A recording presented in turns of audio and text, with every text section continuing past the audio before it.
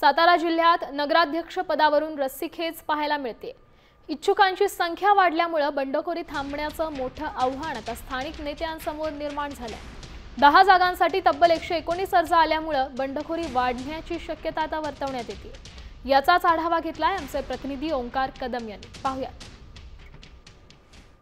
सातारा जिल्ह्यातील नगरपालिकांच्या निवडणुकांकडे आता संपूर्ण राज्याचं लक्ष लागून राहिले। पुन्हा सातारा जिल्ह्याची परिस्थिती पाहिली तर सातारा जिल्ह्यामध्ये 9 नगरपालिका आणि 1 नगरपंचायत आता निवडणुकीसाठी सज्ज झालेले आहेत। त्यापैकी 250 जागांसाठी ही निवडणूक लढवली जात आहे। यामध्ये 10 नगराध्यक्ष पदांच्या जागांसाठी तब्बल 119 उमेदवारांनी अर्ज दाखल केले आहेत।